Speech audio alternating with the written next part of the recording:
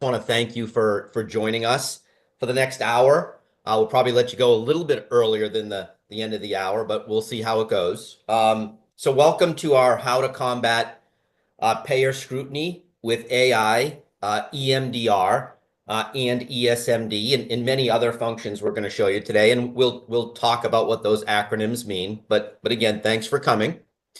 Before we dive in and kind of show you how to use AI, eMDR, and esMD, I want to just tell you a little bit about today. I'm your presenter, Dana Finnegan. I am the Director of Market Strategy at MDaudit. By the way, MDaudit is our sponsor today of today's webinar. I'm going to tell you a little bit about MDaudit before we jump in. Because we are going to cite some statistics from our MDaudit community. So I'm going to let you read that on the screen. I'm not going to read it all to you, but at the end of the day, MDaudit is a best-in-class billing compliance and revenue integrity platform with really a nationwide footprint. We're helping over 150 organizations across the country of many sizes and constitution really bill more compliantly and maximize revenues, protect revenues, retain revenues from a lot of the payer scrutiny that is going on today, whether it's from your RACs or MACs, TPE, CERT, your large commercial payers, your Medicaids. We're really helping folks throughout our community make sure that they really fly under the radar of that scrutiny. And if they can't, because we're all subject to it, how to defend hard-earned revenues. So you can see here, we've been in the space for well over 30 years in just a very large footprint across the nation. Really what we're going to talk about today, and this comes directly from what we call our MDaudit benchmarking report. If you stay on till the end of this webinar, you'll be able to get a copy of that report. We're going to show it to you at the end. A lot of really good insights in there about what's going on in billing compliance and revenue integrity, trends and headwinds and tailwinds in the industry, things you can really take back to your program and operationalize to have some more success. But for today's topic, we're going to talk about payer audits. This is when you get those pesky ADRs from your payers, those in your payer mix. And the one thing that you're seeing here on the screen is in the MDaudit community that I talked about, in 2023, there was about $3 million of at-risk revenue.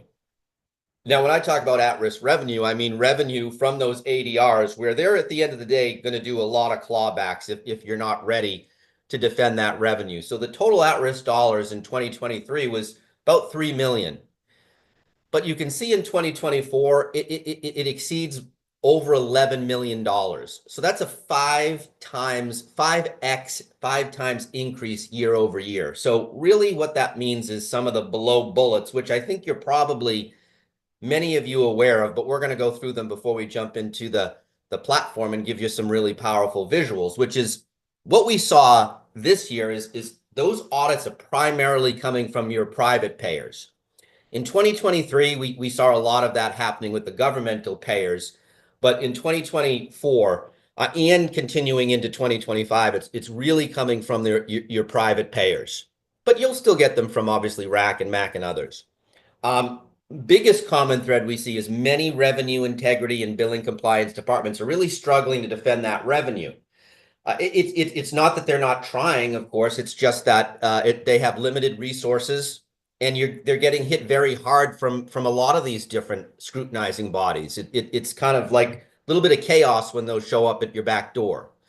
Another thing that we saw as a pattern was a lot of these are moving from post-payment requests to prepayment, which makes it even more, it makes it significantly more difficult to do that response back to them, which we're going to show you how you can optimize your response, but just maybe that's something you're seeing as well, is that these are coming not only post-payment, but a shift towards prepayment scrutiny as well. So that fourth bullet is really just that the best thing that can be done is really understand what best practices are to respond to these folks, but also infuse some technology to help you do that.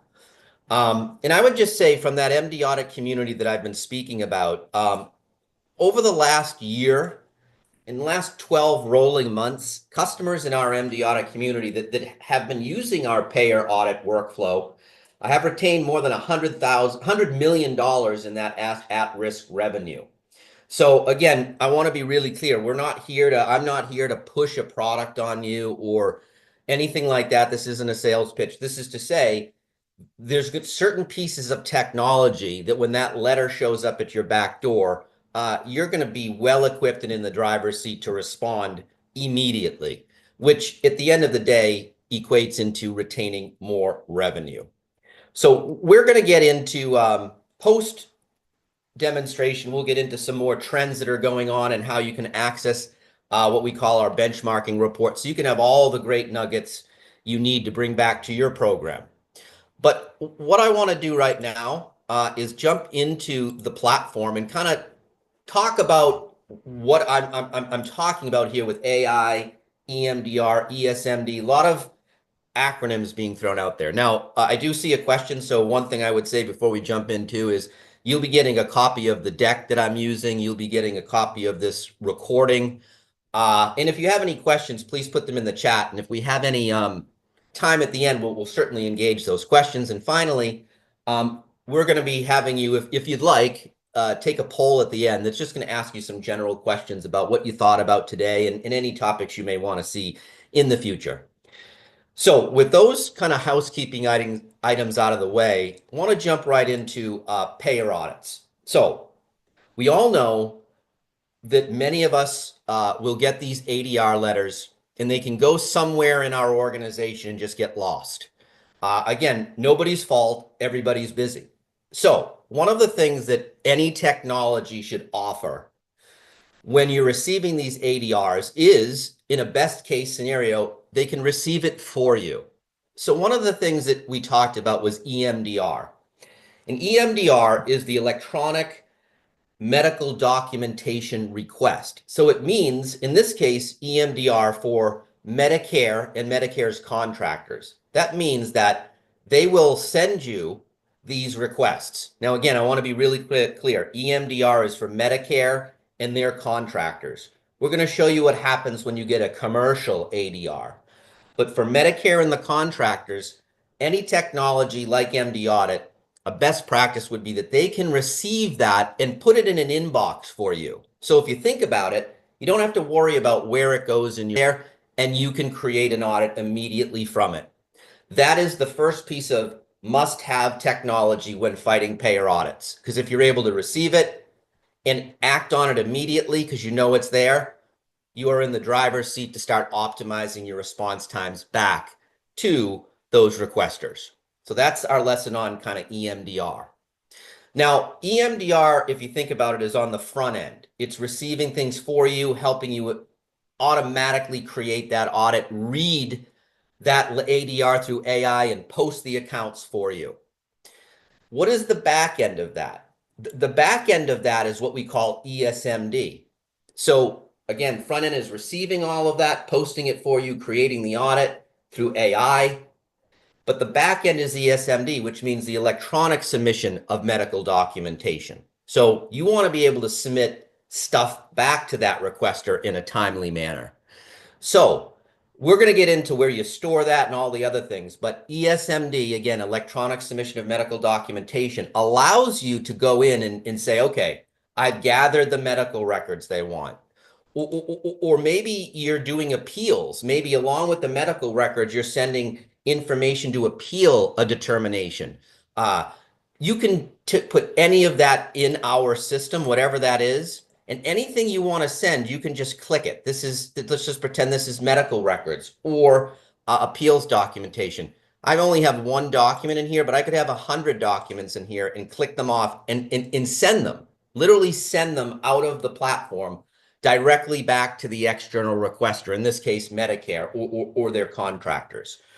So just wanted you to see that not only should you, if you're trying to infuse technology into your process, which you really need to, have something on the front end like eMDR, but also something on the back end like esMD. So whenever you're asking a vendor, whether it's us or someone else, what do you offer to help me fight payer audits and scrutiny and retain revenue, make sure they have eMDR for Medicare and Medicare's contractors and esMD to send it directly back to them. Now, we're going to show you what happens in between the receipt of the letter and sending everything back that you need to, that they've requested, of course, but those are must-haves on the front end and the back end. So please take a note of that when you're, interviewing vendors in this space to help you. Now, the reason why I was so kind of demonstrative with saying that eMDR was for Medicare and their contractors is because the pesky commercial payers who are sending a lot of these letters, even more than the government payers in 2025, they have not yet adopted eMDR. So they're making life a little bit more difficult for us and for you. But there is a way to go in and fight those audits as well automatically. So one of the things that I wanted to show you is what happens, or what should a vendor be able to do. I get that letter from the commercial. I don't want to spend hours and days of my busy day entering that information. It just puts me behind the 8 ball when I'm trying to respond back to the payer, any of those commercials, and Medicaid. I can do this on the hospital side or the professional side, but I can use AI to scan that letter. So if I go in, I'm going to go and find that letter. We're going to browse for that ADR that I just showed you, and we're going to put it in the system. But when I hit scan, what is going to happen is optical character recognition and true AI is going to go in and read that letter. You can see it saying the Smart Scan AI is in progress. So it takes about a second or two, but at the end of the day, you do not have to enter any of this information manually. You can see right there, everything from that letter, all 7 of those accounts, we've stripped off through AI and read the letter for you. Now, with all of that time savings, I can go in and hit search cases. And this is what I did when I showed you eMDR, but we didn't actually get this far. When I hit that search cases, it is actually going to go in and match up the ADR request with all of the claim and remittance information that lives in our system. And once I hit add these cases and close out, what's pretty amazing here through AI is all of that information, not only what came on that letter, but all of the claim and remit information is listed here for me. You can see I'm in the initial submission round. It says RAC, but this could be commercial. It could be anybody. But patient name, account number, and so on. I'm going to scroll from left to right. All of that information for 7 accounts has been entered. No one has to do it manually. It's a huge time saving. So you can just get to the next step, which is gathering medical records and in appeals documentation. This saves hours, if not days. And a couple of things I'd like to point out is the total charges has also been pulled in, which is important. That comes from the claim. But most importantly, the total payment amount is listed as well. And you can go in here and make some strategic financial decisions about what to appeal, what not to appeal, just on that payment amount. That comes from the remit. It says payment amount, but in reality, it's the at-risk amount. That's what they're looking to claw back. So all of this information has been entered very nicely, so you don't have to do that manually. And of course, on the commercial side, you should also have esMD as well. So just wanted to show you that on the front end, for Medicare and the contractors, eMDR and esMD is a must-have. And when you're getting the commercial ADRs, not going to have eMDR because they haven't adopted it yet, but have to have an AI type of scanning technology to do this for you, as well as the accompanying esMD to send things back. So just wanted to show you, and we're going to get into more, that absolutely have those capabilities when you are dealing with a vendor that's promising you they can help you. So that is what we had at the beginning: eMDR, esMD, and AI. That is what got us to this point right here. Very little effort and ability to get going right away in response. So what else is needed? We banged out those 3 most important items of technology. What's next? Well, what's next is a document management system. So what we find with a lot of folks that come to us is when they need to store medical records, appeals documentation, the ADR, the determination letter, all that critical stuff that needs to be immediately accessible and visible, it's being stored in 5 different disparate locations.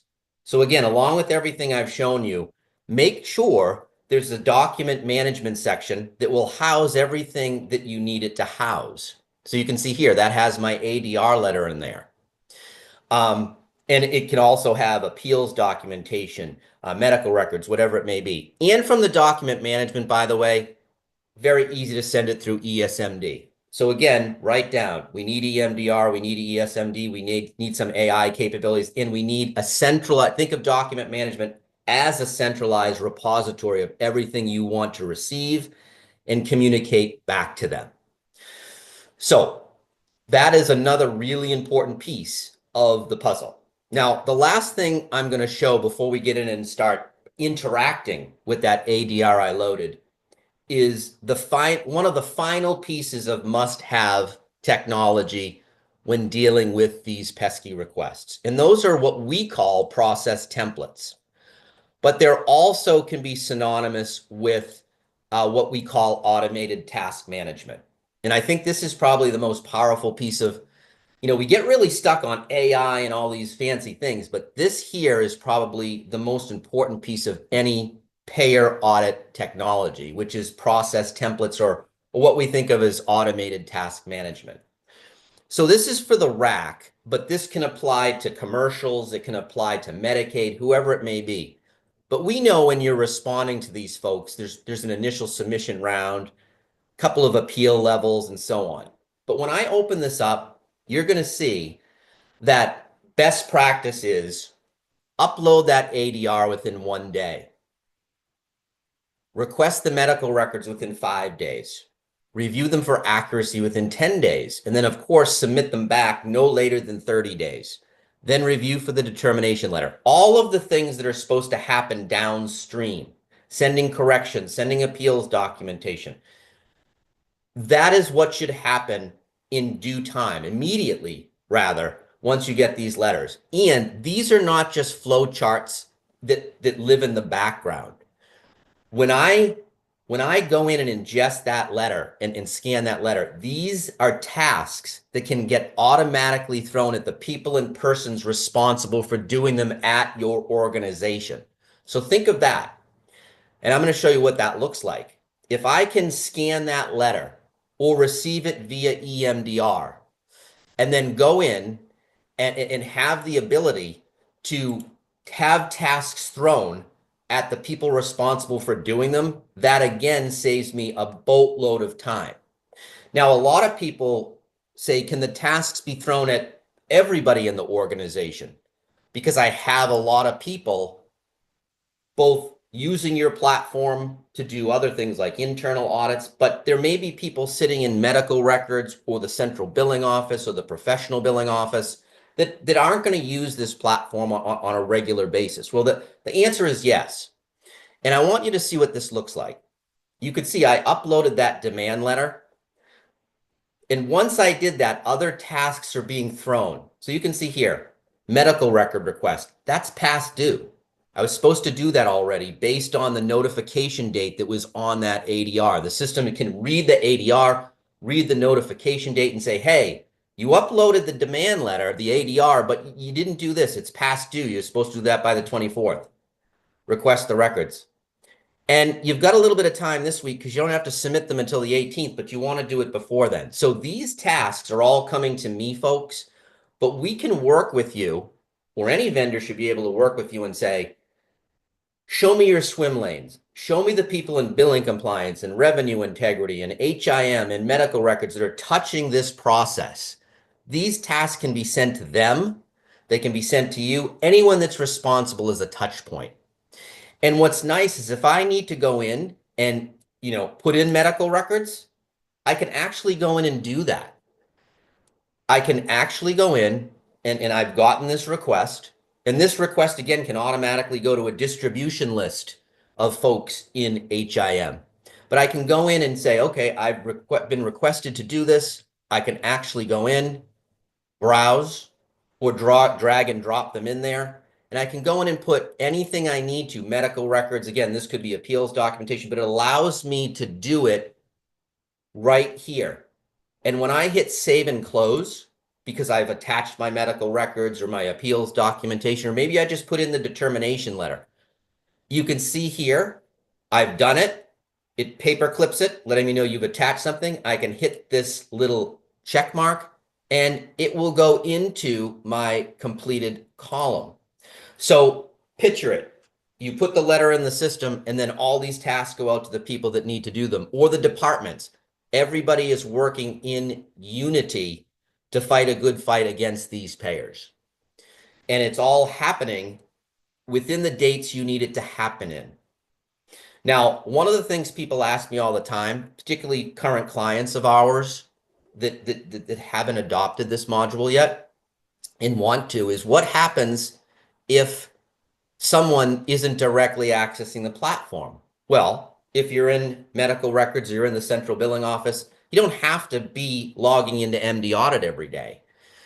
Someone sitting in those departments can receive an actual task to their organizational email, whether it's medical records, appeals documentation, whatever it may be. They can click on that task, on that link, and they'll be brought into MDaudit so they can go in and do their task. So it doesn't mean just because someone's outside of our system that they have to put it in their email, send it back through email, you have to put it in the system. Nope, it all seamlessly flows back into MDaudit. So I want to take a step back. I know you're kind of taking in a lot of information, but I want you to write this down because we get it all the time. What do I need to have to optimize response times?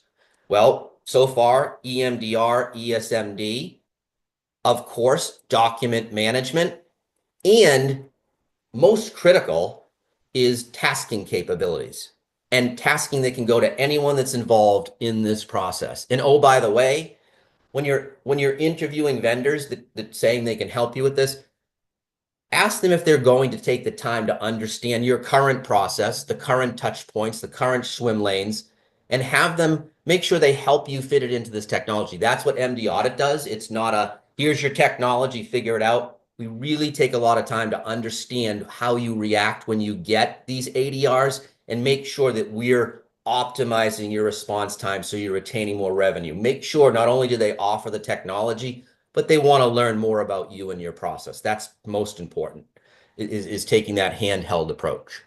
So along with all of that you've seen, I want to go into something that is probably, and I keep on saying most important, there's so many important things, is let's go back to our list of accounts that the system automatically loaded for me.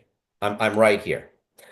So think about it. If you're someone that's handling, one of the main stakeholders that's handling these external payer audits, another critical step is to receive this information and say, I may need to send this to someone internally at my organization that can take a look at some of these accounts and let me know if they were coded to the highest level of accuracy and integrity. Can we fight the clawback? Can we fight the take back? Do we have a leg to stand on? You don't want to have to pick up the phone and explain this in gory detail to somebody. It's just a waste of time. You want to get this to somebody immediately. So what you're able to do in MDaudit, in any really good payer audit system, is you could click this icon and you can see that says add to internal audit. So I'm going to do that. And then I'm going to go over here and say, you know what? I'm going to take some of my higher dollar accounts and I'm going to send them to an internal audit. I want these 4 to go to my coding quality team. And I'm going to hit that icon again. And you see that I'm able to leap from the payer audit workflow into what we call an internal audit workflow, meaning I can say, hey, I want to send this to Dana, or yeah, I'm going to send it to Dana. I'm going to hit continue. And it's uploaded those 4 accounts that are being scrutinized by Blue Cross or by the RAC, whoever it is. And I'm going to hit continue and I'm going to create an audit. That sends it to Dana or someone in the coding quality department even a distribution list of folks, so they can go in at the same time. Maybe we're gathering the medical records and doing all the stuff we need to do. I'm going to send it to them so they can go in and do a sniff test. Does this look good? Did we code this to the highest level of accuracy and integrity? And that's going to put those claims in a work queue for them to go in and review. You can see that. There's the 4 claims. Dana's going to go in and see, compare the documentation to what went out on this claim and say, you know what? We look good. We should be getting paid for that MRI brain stem.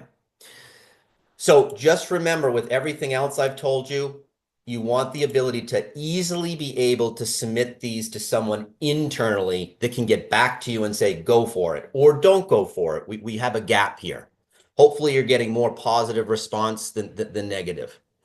So again, we talked about a lot. We're going to do another quick review. We talked about eMDR, esMD, document management. We talked about tasking capabilities that can be automated. And one of the other important points there, the ability to send this internally to those subject matter experts in coding and billing compliance that can get back to you and say, go for it. So the last thing we're going to do right here is actually go into our cases. Now, just picture it, folks. With all of that technology we've talked about, it's going to help you receive it, send things back automatically, so on and so on, store documentation. But what happens?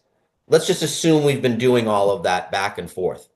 What happens when you get the determination letter? How do you go into a system and tag it without having to use spreadsheets and other manual processes? And more importantly, when you go in and tag these accounts with what has happened, does that actually flow into reporting?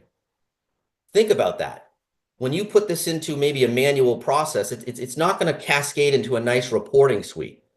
So I'm going to now go in and show you not only how you can tag these accounts with what has happened, but how it should output into a powerful reporting suite to show you how you're doing. Who's targeting you? Why? Are you retaining? Are you refunding? You're going to see all of that now. So I'm going to go in and view this case. And this is the piece that everyone should offer, but there's certain things when you're tagging accounts that you should be populating. And we're going to go into that now. So this is my first account that was in scrutiny. I've got my patient name, my MRN, my account number. First thing you should be able to do is put in the at-risk dollars. Now, you can enter that in manually if you want, but a lot of folks don't have the time to go and search for it. So we're going to hit that dollar sign. We're going to bring you to what we call a billing history. So you're able to go in and apply the actual remit. That's the amount, $234 that it's at risk. So I'm just going to apply that because I don't have time to go in and look this up in my billing system. So we'll bring you and have you right to the at-risk dollars. That's what they're looking to claw back. Now we're going to assume we got the determination letter and we stored it in document management and all that other stuff. So once I know the at-risk dollars, you should always be able to read that determination letter and say, what was the outcome? And we're in the first round now, but let's just say it was denied and we're going to appeal it. At this point, all you should have to do is put in that round outcome and hit advance to the next round. That will bring this claim, this account rather, and all of the documentation and appeals and medical records that I've applied to it into the next round automatically. That's it. All you have to do is put in denied, will appeal, hit advance to the next round, and boom, you're ready to go in round 2 with all of that stuff that you've already appended in document management that applies to this account. We're not going to do that today because that's really straightforward. We're going to say denied, will not appeal. So when I say denied, will not appeal, certain things you really need to do when you're not going to appeal it to kind of provide the backup. First thing is to put in notes. And all of this is reportable. You're going to see it in the reports at the end of this session because you want backup as to why you're not going to appeal it. So put in your own personal notes. Also, make sure you can put in a denial reason. Any good vendor should allow you to customize denial reasons because they're going to be different across organizations. I created one that said against payer policy. Now, once you figure out that you're not going to appeal and you put in the notes to cover yourself, not to cover yourself, but just to have transparency and why, the last thing you should really do is put in what they were targeting. Because you'll forget. And the more you enter here, you're going to see the reporting that is very robust, that'll make you look like a superstar when you're reporting out to your executives. So I'm just going to say that this hit, they were targeting a certain facility. And I'm going to choose from my drop down of facilities. And I'm also just going to say maybe it was a DRG. And we all know that sepsis is very scrutinized. So again, not asking you to enter too much, but enough to help you really report out when this is over. So now I know the at-risk dollars were 234. I've entered some of my variables. Last thing I'm going to do is put in a status. Status is easy with this one because I'm not in progress. I'm not pending the determination letter. I'm completed. Unfortunately, can't move on. So my final outcome is that it was denied. Now, by the way, folks, when you see me clicking all of these different columns, these are all customizable to naming conventions that you want to use. We're just helping you with some stuff out of the box. But now you're going to see when I hit save, it's going to move those at-risk dollars to the refund column. And in that refund, if I've created a task, can send it to the refund department to do a refund with all of the information. So I'm going to hit save, and we're going to watch that move into the refund column. And there it is, gone into the refund column. And I am going to save and close that. And very easily, I'm able to go in and see that that was completed. It was denied. We're not going to appeal it. And I have to refund $234. So folks, not rocket science there. But you need, along with all that fancy technology I talked about, you need a place to really be able to enter what has happened. So most importantly, it will cascade into the reporting that I'm going to show you in about 3 minutes to help you really understand how you're doing. We're going to do just one more of those really quick. This is a really important piece. Again, we're going to apply the remit.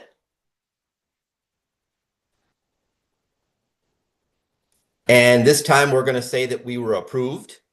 So great. We still want to put in what they were targeting even when it was approved. And I'm going to put in that DRG 870 again. And now what's nice is I'm going to say this is completed again. I was approved. And this time when I hit save, it will move this into the retained column because I'm retaining that revenue. Now, let's close out of this. We've seen that nicely go into retained, hit save and close.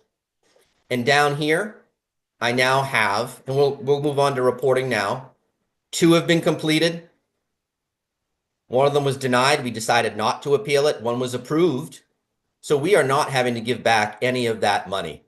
So this here is one view to see what's going on. But now what we're going to do is jump into actual reporting. And for those folks that are still with us, this is the piece I really feel like is eye-opening and can help you really, for those that are in charge of these external audits, report out to this is important to the CFO, VPs of Rev Cycle, your chief compliance officers, the people that stay up at night kind of worried about, are we billing compliantly? And more importantly, are we retaining our hard-earned revenues? So we're going to get into that reporting now, but all of that technology I've shown so far is what the MDaudit community was able to use to, again, retain over $100 million in at-risk revenue. And we can help you do the same. So what's the last piece of critical technology that people need aside from everything I've shown you? Well, it's this, it's reporting. So you're going to want to know certain things, which is who's requesting this of you, who's sending you ADRs.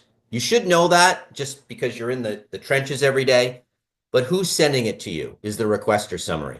You also want to know what they're targeting. And most importantly, you want to know your results. I'm going to jump into results right away because I think that's what everybody wants to know. But you should, at any point in time, if someone shows up at your desk and you're the person leading these payer audits or one of the main stakeholders, you should be able to tell people if they show up at your back desk, at your back door rather, what's been denied versus retained and why? So I keep on talking about AI. We have AI that can watch those audits that you're doing, those payer audits, and let you know important information like what was denied versus what was retained. So I can very easily see for all of the payer audits showing up at my back door, those ADRs for Blue Cross, Medicaid, MAC, RAC, I'm doing okay. 80% of the at-risk revenue I'm retaining. That's actually pretty good. But they're gonna ask me, my CFO is gonna ask me why we refunded 20% for $11 million. What happened? Where did it go? Why? I can then say, okay, hold on, I've got that answer. I'm going to drill down, and the first thing I'm going to tell them is this is who was requesting it of me. So I'm going to drill down, and I'm going to say, okay, we did refund. It was only 20% of the total at-risk dollars, but most of it went to Optum on behalf of Aetna, and that was followed by Optum on behalf of so on and so on. So now I can say this is where it went. And they're going to honestly want to know the outcome. So now I know I refunded 20%. It went to these folks. What were the outcomes? Why did I have to refund? And if you're entering enough information, you'll be able to say, well, some of them were just denied. Some of them were partially denied. Some of them we withdrew from. But for this big amount here, I'm going to go in and say denied. What were the account numbers? Was it one account number? Was it three? And it was really one that we really got stung hard by. And then, of course, I can drill down to anything I want. I can say, who was the rendering provider on those cases? Or maybe it was on the inpatient side. Who is the attending provider? I can get down to anything I want. I can even get down to the reason for denial. So again, people say, oh, I have to fill in some information. That's fine.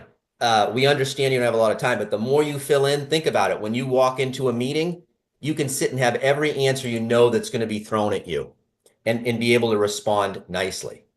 Now, that is just kind of one view of how financially you're doing. We have tons of views that you can walk in and say, this is how we're doing. Let's go into the requester summary. I want to start with financial because everybody cares about retaining and refunding. But if I go into the requester summary, it's a similar thing. You should be able to immediately, over a certain time frame, whether it's 12 months or 6 days, say who's been sending me these letters. And you can see right away, you can go, yep, we know. It's our on behalf of Blue Cross, 43%. And then again, that same ability to drill down and say, well, I've got 10 tax ID numbers. Where are these originating at? And I can get down to the facility they're originating at or facilities. Now, some people may say, I know who's sending me these letters. Well, that's fine. Do you know what the trajectory of those letters look like? So I can see go up and down, go up and down. This month I got hit really hard. Where did they come from and why? And I can get down to that level and say, wow, we know most of them came from Blue Cross Blue Shield. And I can even, if I want to, get down and say, what were the, I don't know, DRGs that were being targeted? And I can get down to that and see exactly what they're targeting and why. So again, along with the ability to have all the technology to get you to this point, you should have AI that can read and look at all of the activity that's going on and telling you financially, what are your results? What are they targeting? Who's requesting it of you? And then one thing that I'm going to leave you with today is something that we're really proud of. And again, I'm not here to push our product. We're here to help you fight this fight and understand the technology you need. But something MDaudit has just put in the platform, and I think this will speak to some of our current clients that have joined that may not know, but obviously our other folks as well that haven't joined our community, is benchmarks. Think about it.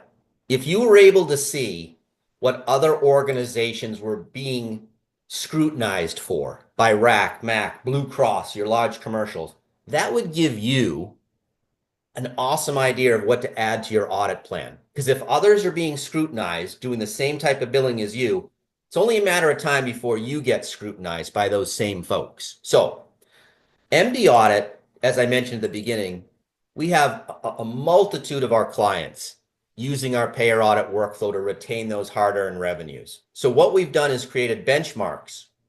So the left side of what you're looking at right now is the MD audit community, what they're being scrutinized for by these folks that my finger is touching.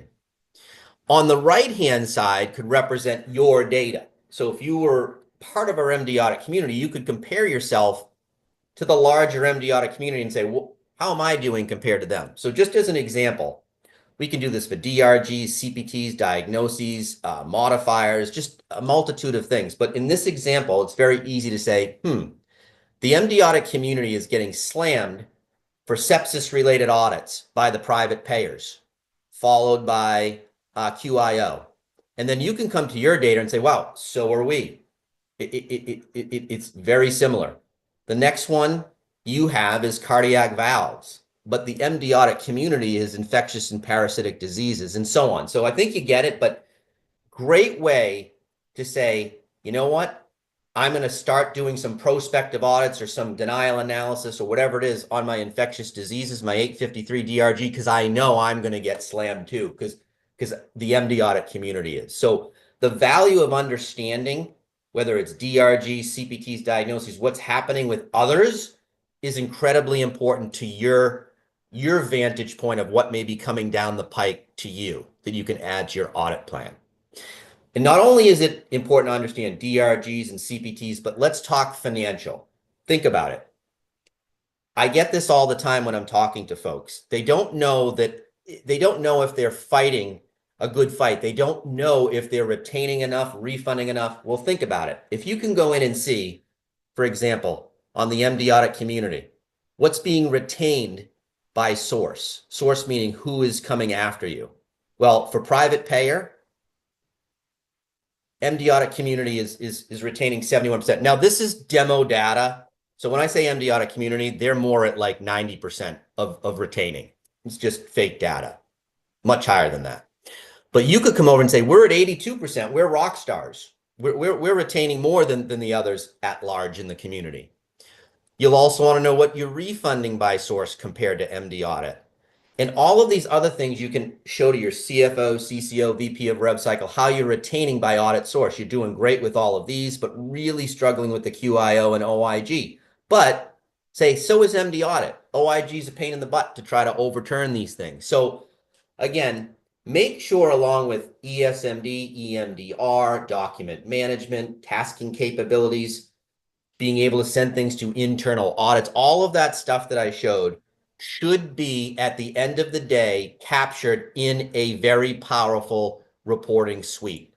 It's integral because if you don't know how you're doing, you don't know where the broken points are and how to fix them. So always have this reporting in front of you.